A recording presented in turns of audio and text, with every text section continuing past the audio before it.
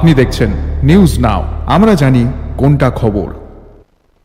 मुख्यमंत्री डॉक्टर मानिक शाह ने राज्य के सिविल डिफेंस सिस्टम को और मजबूत और मॉडर्न बनाने के लिए एक नई प्लान की घोषणा की है। हालांकि अभी 8 जिलों में ट्रेनिंग सेंटर और 5000 वॉलंटियर्स है, लेकिन डिजास्टर मैनेजमेंट की भविष्य की जरूरत को देखते हुए आबादी के 1% को वॉलंटियर्स के तौर पर तैनात करने की पहल की गई है। राज्य सरकार सिविल डिफेंस और डिजास्टर मैनेजमेंट के लिए एक मजबूत इंफ्रास्ट्रक्चर बनाने की ओर आगे बढ़ रही है। शनिवार को मनाए गए 63rd civil defence and home guard day celebration में मुख्यमंत्री डॉक्टर मानिक शाह ने कहा कि पूरे राज्य में सिविल डिफेंस की मैन पावर और ट्रेनिंग दोनों में एक बड़ा डेवलपमेंट प्लान शुरू किया गया है। मुख्यमंत्री डॉक्टर मानिक शाह ने कहा, अभी राज्य के 8 जिलों में सिविल डिफेंस ट्रेनिंग सेंटर चलाए जा रहे हैं। इन सेंटर्स के जरिए 5000 ट्रेन वॉलंटियर्स पहले ही बनाए जा चुके हैं। हालांकि मुख्यमंत्री के मुताबिक भविष्य की मांग के हिसाब से यह संख्या बहुत कम है, इसीलिए सरकार ने राज्य की कुल आबादी का कम से कम 1% लोगों को सिविल डिफेंस वॉलंटियर के तौर पर तैयार करने का लंबे समय का लक्ष्य रखा है। सिविल डिफेंस রয়েছে এডিএম ও কালেক্টরগণ সংশ্লিষ্ট জেলার সিভিল ডিফেন্সের নিয়ামক হিসাবে মনোনীত করা হয়েছে। ত্রাণ, পুনর্বাসন ও দুর্যোগ ব্যবস্থাপনা দপ্তরের ডিরেক্টরকে রাজ্যে সিভিল ডিফেন্সের ডিরেক্টর হিসাবে মনোনীত করা হয়েছে। বর্তমানে আমাদের রাজ্যে প্রায় 5000 প্রশিক্ষিত সিভিল ডিফেন্স স্বেচ্ছাসেবক নিয়োজিত রয়েছেন। সেন্ট্রাল ট্রেনিং ইনস্টিটিউট এবং জেলা স্তরে চিহ্নিত প্রশিক্ষণ কেন্দ্রগুলোতে নিয়মিত প্রশিক্ষণ কর্মসূচি চলছে।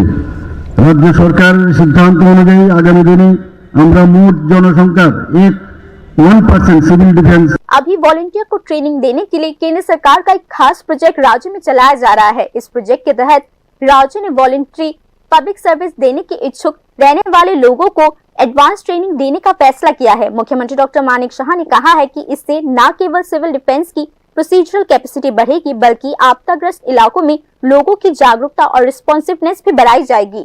डिजास्टर रिलीफ वॉलंटियर्स पहले से ही राज्य में इमरजेंसी कंट्रोल रूम में काम कर रहे हैं। मुख्यमंत्री डॉक्टर मानिक शाह ने कहा कि भविष्य में बाढ़, तूफान, भूस्खलन या दूसरे आपदाओं से तेजी से निपटने के लिए इन टीम्स को और मजबूत करने की भी योजना बनाई गई है।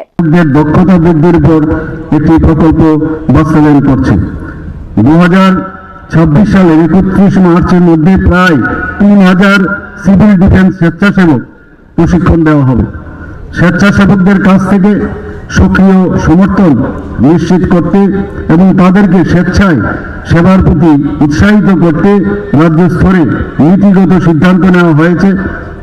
প্রশিক্ষিত স্বেচ্ছাসেবকদের সাধারণ এবং বিপর্যয় উভয় পরিস্থিতিতে বিপর্যয় ব্যবস্থাপনার কাজে ব্যবহার করা হবে। সিভিল ডিফেন্স স্বেচ্ছাসেবকদের মতো এখন আমাদের সমস্ত জেলায় আপদা মিত্র স্বেচ্ছাসেবকগণ রয়েছেন।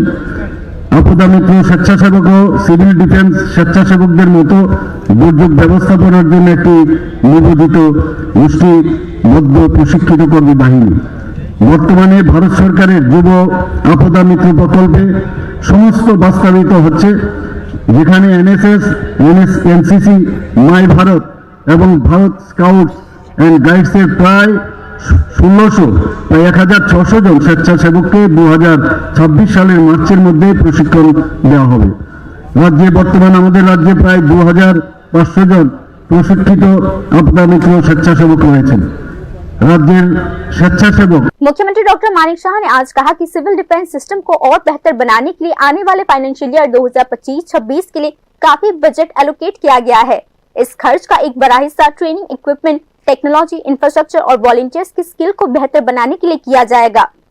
मुख्यमंत्री डॉक्टर मानिक शाह ने आज कहा कि राज्य की जियोग्राफिकल लोकेशन, मॉनसून में बाढ़ का खतरा, भूस्खलन और साइक्लोन के असर को देखते हुए सिविल डिफेंस सिस्टम को और मॉडर्न बनाना जरूरी हो चुका है। Report news now.